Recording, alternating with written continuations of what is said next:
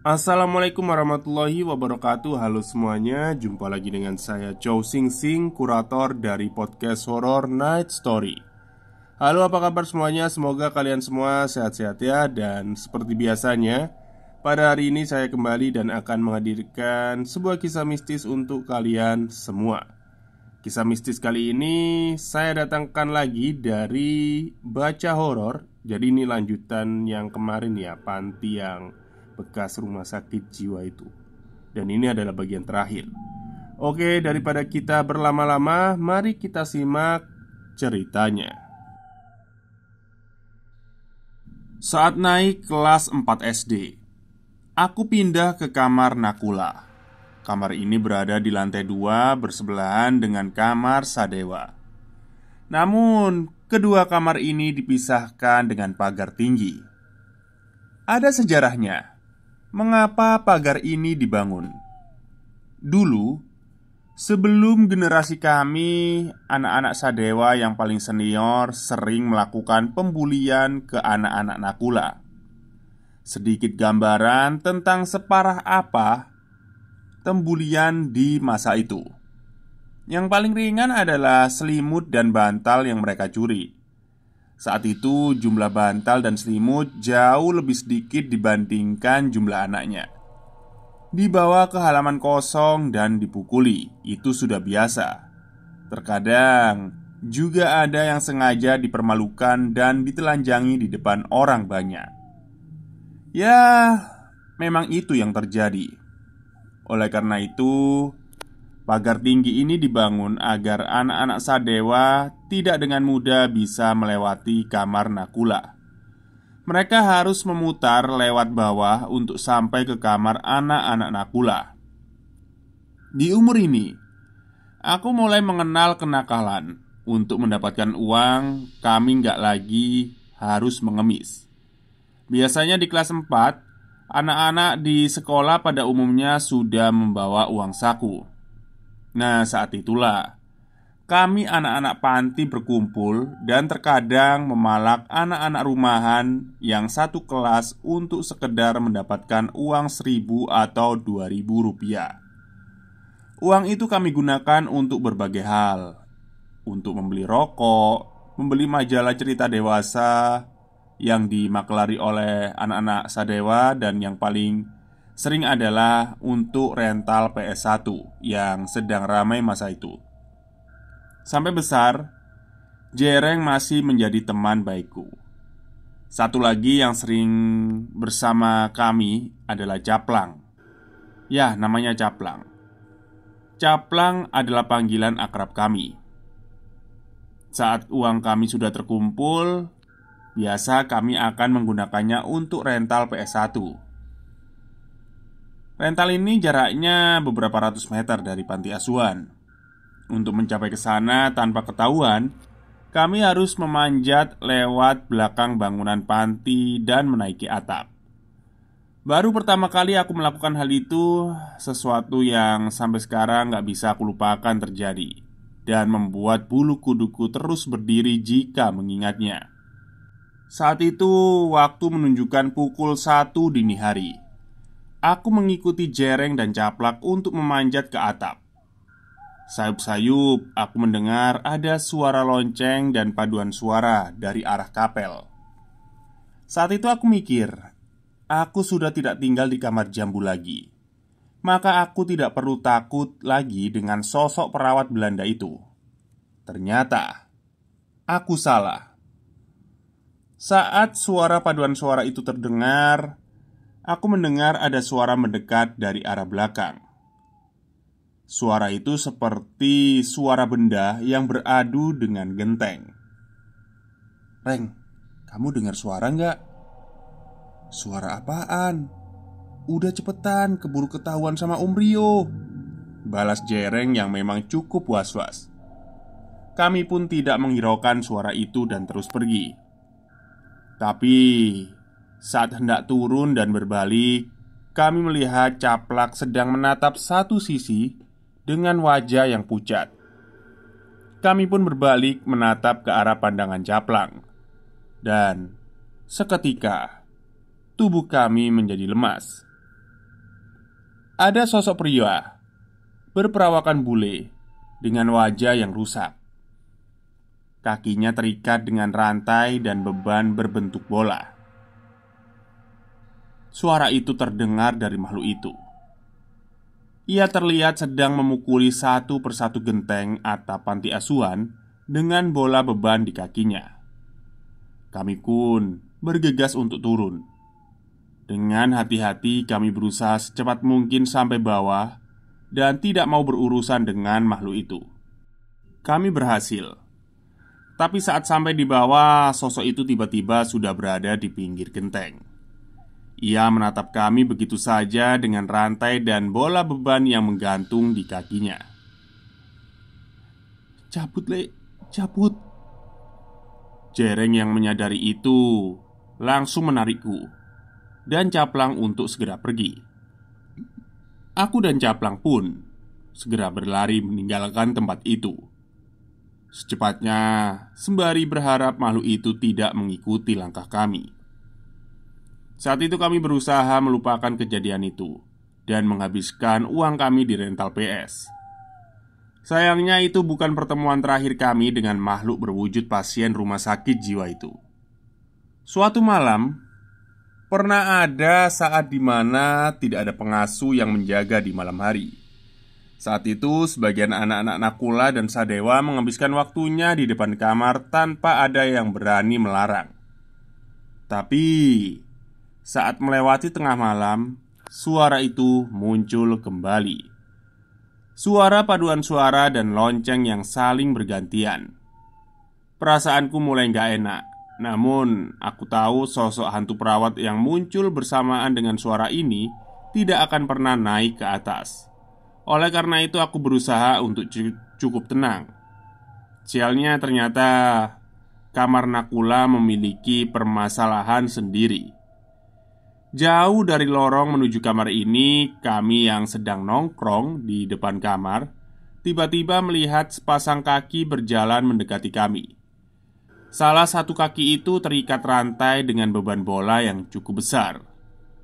Suara langkah kaki dan rantai beradu terdengar jelas. Sontak kami yang melihatnya segera berlari masuk ke kamar dan menguncinya dengan selop besar berharap makhluk itu tidak bisa masuk ke dalam kamar. Suara pintu digedor terdengar dari sisi yang lain. Sontak kami langsung membayangkan bahwa suara itu berasal dari sepasang kaki yang berjalan tanpa badan tadi. Suara itu terdengar seolah suara seseorang yang menendang bersautan dengan bola beban yang ikut menabrak pintu. Sayangnya, suara itu tidak kunjung berhenti. Suara itu terus terdengar selama beberapa jam dan tidak ada satupun dari kami yang bisa tidur. Keesokan harinya, aku pun bertanya dengan senior-senior mengenai sosok itu. Rupanya, kelompok Nakula dan Sadewa sudah mengetahui tentang pasien itu sejak lama. Namun mereka tidak ingin memberitahukannya kepada anak-anak kelompok Jambu. Mereka percaya bahwa sosok itu adalah pasien dari bangsal ini saat dulu masih berfungsi. Ia mengenakan seragam pakaian rumah sakit jiwa dengan ada nomor yang sudah lapuk di dada kirinya. Kakinya terikat rantai dan bola beban, seolah ia memang dibuat agar tidak bisa meninggalkan tempat ini. Benar, ada salah satu anak dari Nakula yang sudah kesal dengan kemunculan makhluk ini. Ia sempat mengumpat dan memaki-maki makhluk itu saat hendak mencoba untuk masuk ke dalam kamar. Dan yang terjadi benar-benar tak terduga. Makhluk itu benar-benar masuk ke dalam kamar. Entah mengapa selama ini makhluk itu hanya menggedor pintu. Padahal sebenarnya roh itu kan bisa menembus ruang dan waktu ya, apalagi menembus benda padat. Tapi saat itu akhirnya dia masuk. Anak itu merasa ketakutan melihat sosok itu, yang akhirnya menampakkan dirinya. Sosok pasien dengan kaki terikat rantai itu menatap anak itu dengan tatapan penuh amarah. Ia pun mengambil kakinya yang terikat rantai hingga putus dan melempar kaki itu ke wajah anak itu. Paginya anak itu ditemukan pingsan di bawah dengan luka memar di wajahnya. Ia pun menceritakan apa yang terjadi saat itu dan berhasil membuat anak-anak ketakutan. Aku juga pernah melihat terkadang saat makhluk itu muncul dan masuk ke kamar. Ia sering meludahi anak-anak yang sedang tertidur di ruangan itu. Bidak catur. Ada seorang senior yang tinggal lama di panti asuhan. Dia tidak memiliki orang tua dan kerabat. Namanya Pardin. Dia sudah lulus dan diberi tempat untuk tidur di belakang dapur panti. Ada kebiasaan yang unik yang melekat pada kami tentang Pardin ini. Saat waktu-waktu senggang, Pardin sering datang ke kamar anak-anak Nakula atau Sadewa dengan membawa papan catur miliknya. Ia sering sekali mengajak kami untuk bermain catur. Bentuk bidak catur yang ia bawa sedikit aneh ya, tidak rata dan terkesan berantakan. Namun karena selama ini kami tidak pernah memiliki barang-barang yang benar-benar bagus, ya kami menganggap bidak catur aneh itu sebagai suatu hal yang wajar. Walau begitu, beberapa dari kami juga sempat menduga-duga tentang bidak catur miliknya itu. Bentuknya seperti tulang yang dikikis. Walau ada pikiran seperti itu, kami berpikir tidak mungkin bisa mengukir tulang dengan bentukan seperti itu dengan mudah. Barulah ada satu momen Pardin bercerita. Saat ia tinggal di belakang dapur panti, ada suatu saat di mana ia kerap kali didatangi oleh seorang perempuan. Awalnya dia tidak ingin curiga, namun keberadaan perempuan Belanda di masa itu benar-benar tidak masuk akal. Tak hanya itu saja, sosok itu mendatangi Pardin dan berkali-kali, sampai terkadang ia datang bersama sosok wujud tentara Belanda.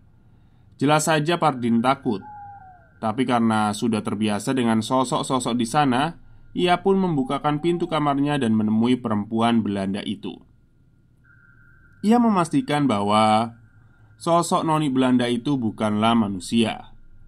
Ia menunjukkan Pardin sebuah tempat tersembunyi, dan di sanalah Pardin menemukan bidak catur yang aneh ini. Tak berhenti di situ, bahkan ada malam-malam tertentu sosok noni Belanda ini dan tentara-tentara itu datang menemui Pardin dan mengajaknya main catur. Ya, memang terdengar tidak masuk akal ya. Tapi untuk kami di tempat ini yang sering berurusan dengan hal seperti itu bukanlah hal yang mustahil. Sayangnya saat ini sudah tidak mungkin mempertanyakan kebenaran itu padanya. Karena saat ini Pardin sudah menutup nyawanya dan beristirahat dengan tenang. Suster Belanda. Kejadian ini juga aku alami langsung dan aku tidak sendiri saat mengalaminya.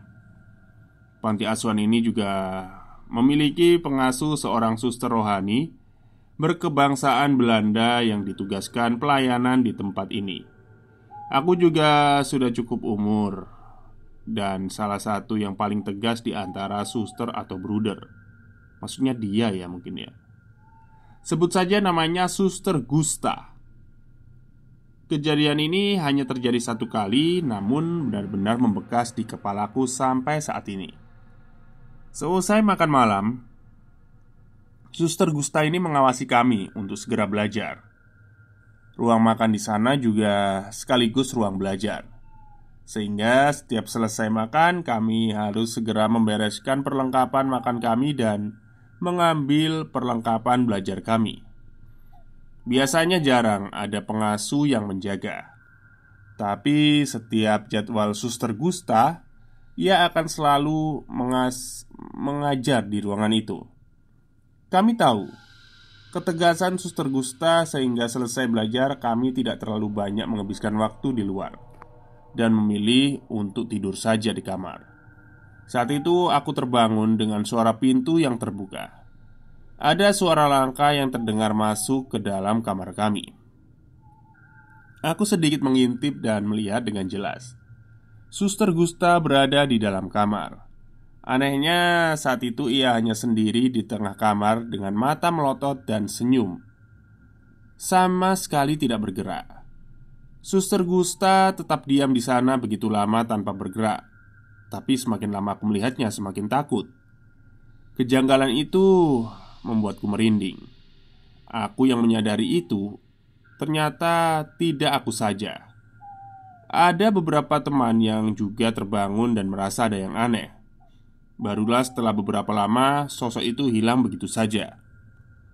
Saat itu aku, Jereng, dan Caplang terbangun dan saling memberi kode. Suster Gusta kemana? Tanya Jereng. Caplang hanya menggelengkan wajahnya. Rupanya Jereng tidak hanya terbangun karena suara Suster Gusta, tapi juga karena ia menahan untuk buang air kecil sejak kemunculan Suster Gusta tadi. Reng, temenin ke kamar mandi, pengen pipis, pinta Caplang. Aku dan Jereng saling bertatap dan mengisyaratkan tanda setuju untuk menemani Caplang. Kami bertiga pun meninggalkan kamar dan melewati lorong menuju kamar mandi. Baru saja berjalan beberapa langkah, tiba-tiba kami tersadar dengan keberadaan seseorang yang tidak bisa aku lupakan wujudnya saat itu. Suster Gusta ada di sana, tapi tingkahnya begitu aneh. Ia mengangkat kedua tangannya seolah ingin menakut-nakuti. Matanya melotot dan mulutnya terbuka meneteskan cairan berwarna hitam dari mulutnya. Tapi ia tidak bergerak.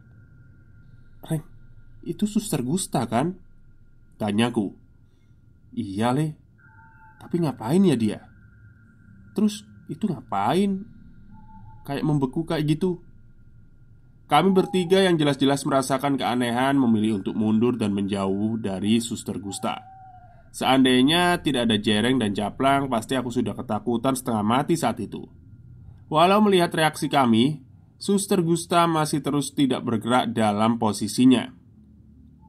Kami pun berbalik dan memilih untuk kembali ke kamar.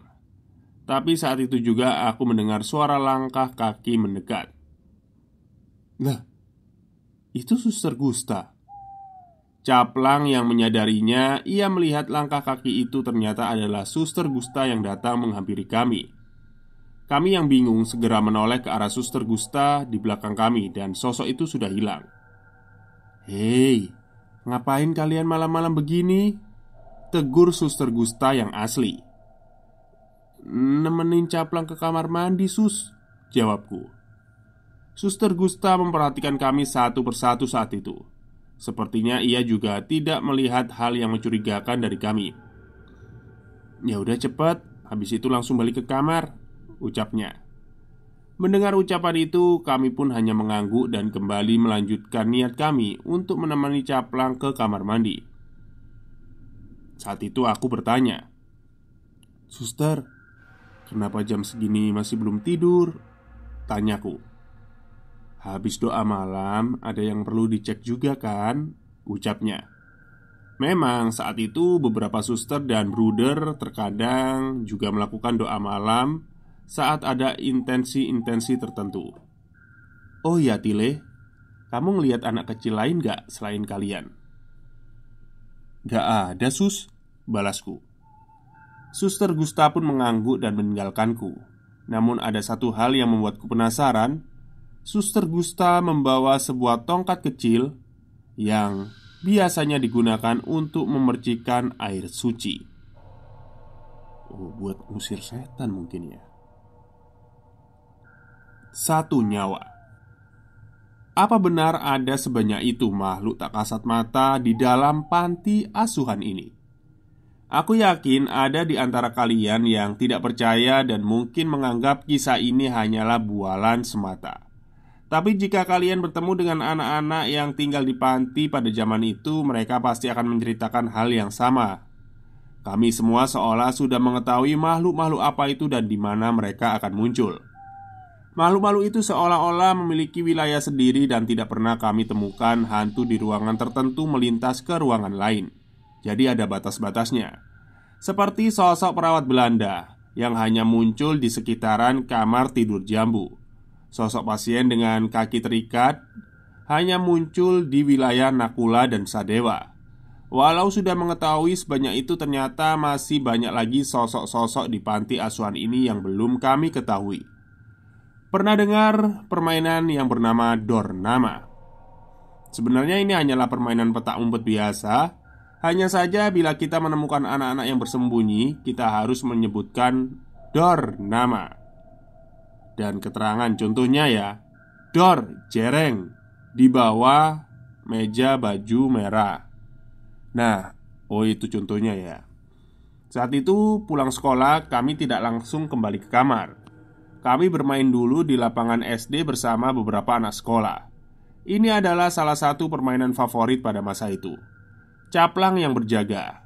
Ia paling mahir dalam mencari teman-temannya yang bersembunyi. Apalagi ia mengenalkan permainan ini pada kami, yang artinya ia sudah terlebih dahulu mengetahui di mana tempat-tempat potensial untuk bersembunyi. Aku paling suka saat kebagian jaga dan mencari teman-teman yang bersembunyi, apalagi kalau bisa mengagetkan mereka yang yakin bahwa tempat persembunyiannya tidak akan ditemukan. Saat itu, tanpa sadar, langit sudah mulai memerah. Aku berpikir ini adalah putaran terakhir permainan kami. Dor, Eka, di atas pohon mangga kaos hijau. Aku menebak persembunyian salah satu anak di pohon mangga itu bersama Jereng dan Caplang yang sudah ketahuan duluan. Dor, Eka, udah kah? Udah ketahuan. Ayo cepet turun, udah malam nih, ucapku. Eka nggak menjawab. Saat itu ia hanya terdiam di atas pohon sambil terus menatap ke atas. Anak-anak yang lain pun ikut meminta Eka agar segera turun karena permainan segera selesai. Tapi Eka tidak menjawab. Dan di sanalah kami mulai merasa ada yang aneh. Aku jemput ke atas saja ya, ucap Jereng. Saat sampai di posisi Eka berada, tiba-tiba wajah Jereng pucat. Ia melihat ke atas ke arah Eka menatap. Kami baru sadar apa yang membuat Eka terpaku seperti itu. Ternyata ada perempuan Belanda berbaju putih lusuh yang sudah berlumuran darah di atas pohon itu. Aku ingat ia mengenakan topi dan wajahnya pucat. Tidak ada bola mata yang bersarang di rongga matanya. Kak, ayo turun kak, cepet. Jereng yang tak kuasa menahan takut memaksa Eka untuk turun. Tapi Eka nggak bisa bergerak, tubuhnya kaku. Jereng yang merasa cemas menurunkan Eka.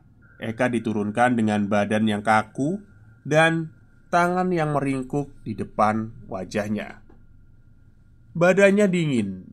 Ia tidak bisa bernafas waktu itu. Saat itu sosok perempuan Belanda itu sudah hilang. Kami yang panik segera memanggil Om Rio dan segera membawanya ke puskesmas.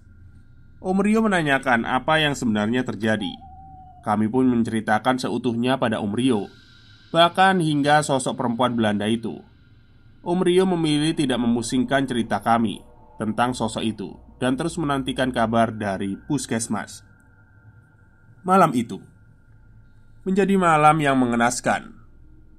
Eka dinyatakan meninggal dengan penyebab yang sulit dijelaskan. Saat itu, dokter puskesmas mengatakan bahwa Eka meninggal karena serangan jantung. Kami semua sedih mendengar kabar itu. Eka adalah anak yatim piatu yang dititipkan oleh dinas sosial ke panti asuhan ini. Ia belum sempat merasakan indahnya hidup di luar sana setelah lulus nanti. Ia menutup umurnya begitu cepat. Malam itu kami berduka. Setelah melakukan doa malam, kami kembali ke kamar masing-masing dan Eka akan dimakamkan esok harinya. Tapi belum sempat kami semua masuk ke kamar. Dari jauh salah seorang anak Sadewa menyadari ada yang berjalan menuju ke arah panti asuhan. Seorang anak kecil. Kami yang masih di pendopo pun bingung dan memperhatikan anak itu. Itu Eka kan? Ucap anak dari kelompok Sadewa. Ah, nggak mungkin. Iya bener itu Eka. Ia berjalan kaki ke arah panti asuhan dengan langkah kaki yang terseok-seok. Matanya terus menatap ke arah lorong di bawah tangga. Kak, Kamu nggak apa-apa? Katanya kamu nggak selamat, tanya salah satu anak Sadewa. Eka nggak menjawab. Ia terus berjalan tanpa mempedulikan apapun. Saat sampai Eka di pendopo, anak-anak berkumpul dan mengerubunginya. Berbagai dugaan terlintas di pikiranku. Apakah mungkin dokternya salah diagnosa? Atau mungkin Eka ini mati suri? Aku berniat untuk menanyakan lebih kepada Eka. Eka sampai di tangga menuju ke kamar. Aku mengira Eka hendak masuk ke kamarnya, tapi tidak, ternyata ia berhenti. Ia berhenti dan terpaku, dan perlahan wajahnya jadi aneh dan tersenyum. Saat itulah seketika aku teringat sosok makhluk perempuan noni Belanda itu yang berada di atas pohon mangga. Entah mengapa ekspresi wajah Eka mengingatkanku padanya. Seketika Eka pun jatuh ke tanah. Tubuhnya kembali kaku seperti semula. Dan anak-anak panti kembali ricuh. Om Rio dan Bruder yang berada di dekat kami menghampiri Eka dan mendapati kembali bahwa Eka tidak bernyawa. Malam itu menjadi malam yang menegangkan untuk kami. Tidak ada yang bisa dijelaskan bagaimana Eka yang sudah tidak bernyawa bisa hidup lagi dan berjalan sampai ke panti asuhan dan kembali mati. Benar-benar gak masuk akal. Setelah pemakaman dilakukan dan beberapa hari setelahnya barulah menjadi perbincangan di antara anak-anak panti. Ada yang mengaku secara sekelebat melihat sosok yang ciri-cirinya mirip di atas pohon mangga itu. Tapi ia bergentayangan di salah satu sisi panti. Saat itu ia seolah mendekati seorang anak kecil. Dan ada spekulasi di antara kami. Beberapa anak senior yang peka sempat mengatakan bahwa yang terjadi benar-benar hal yang keji. Ia menduga setan berwujud noni Belanda itu sengaja menyerang Eka dan hanya ingin memanfaatkan tubuhnya untuk berpindah dari wilayahnya. Sebelumnya, sosok noni Belanda ini berada di pohon-pohon sekitar lapangan SD. Ia ingin berpindah dan Eka menjadi korban yang hanya sebagai kendaraannya untuk masuk ke panti asuhan ini. Entahlah benar atau tidak, tapi cerita itu benar-benar membuat kami tidak nyaman waktu itu. Kisah tentang panti asuhan ini memang masih belum selesai.